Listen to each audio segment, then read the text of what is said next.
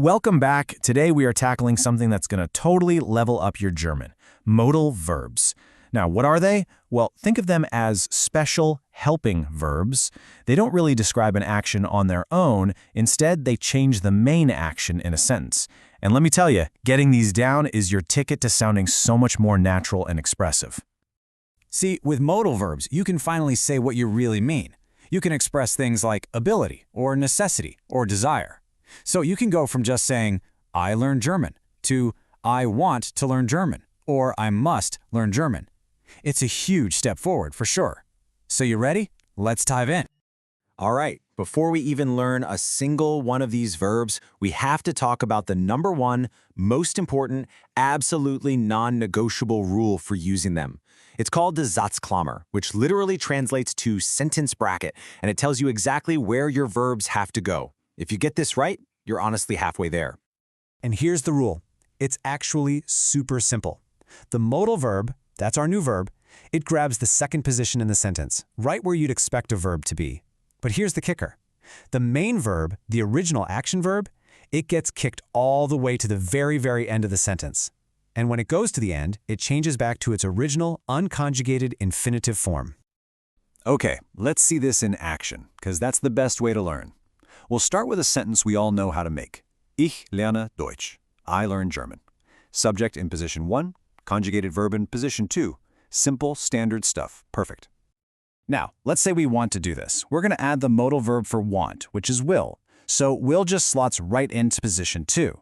Now, what happens to our original verb lerne? You guessed it. It changes back to its full form, lernen, and gets punted to the very end of the line. This is the sentence bracket in action. Will opens the bracket and lernen closes it. Let's just hammer this home with a couple more examples so you can really see the pattern. Du kannst gut kochen. You can cook well. See? Kannst is in position 2, kochen is at the end. Or how about this one? Wir müssen morgen arbeiten. We must work tomorrow.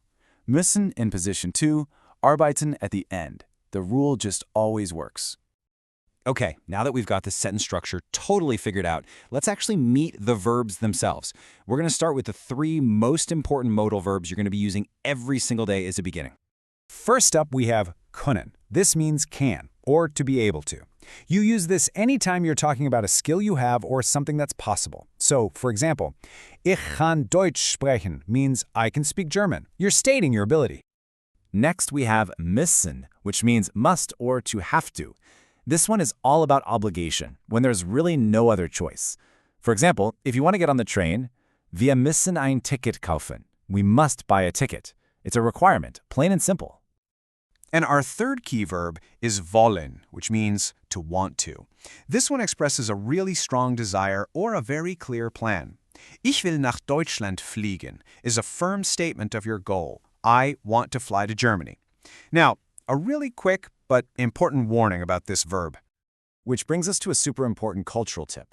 When you're asking for things in Germany, especially in places like shops or restaurants, being polite is everything. And believe it or not, how you say I want makes a world of difference.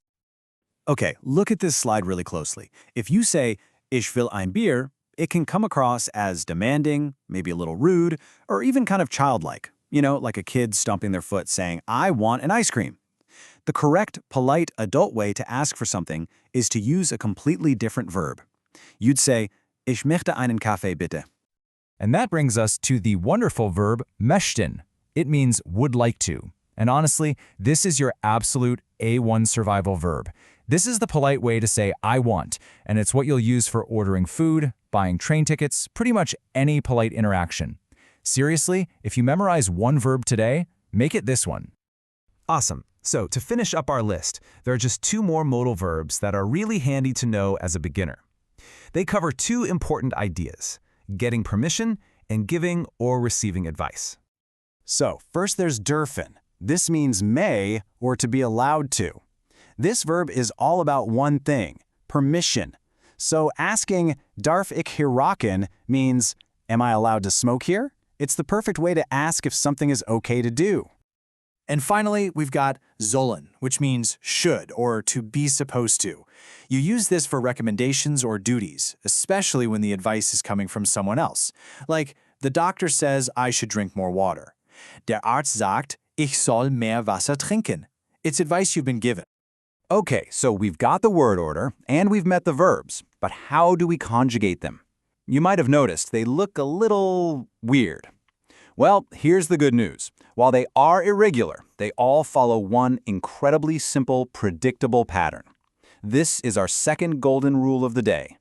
Here it is. For every single modal verb, no exceptions, the way you conjugate it for ich, I, is the exact same as the way you conjugate it for sie, es, he, she, it. This is totally different from normal verbs, and it makes memorizing them so much easier. Just take a look at this table. You can see it clear as day. For können, you've got ich kann and kann. For müssen, it's ich muss and muss. They're identical twins. And here's another little tip. See how verbs like können and müssen have that umlaut? Well, that umlaut disappears in these singular forms. So let's just wrap up with the 2 golden rules you need to remember. Rule number 1, the sentence bracket. The modal verb goes in position 2 and the main verb gets kicked all the way to the end. And rule number 2, the conjugation pattern. The ich form and the sie is form are always the same. If you can master these 2 things, you have basically mastered modal verbs. So, my question to you is, what would you like to do now? Let's put this into practice right away. I want you to use your new A1 survival verb and tell me in the comments what you would like to do, or maybe eat or drink. Start your sentence with ich möchte, and don't forget to put that main verb at the very end. Thanks for joining me.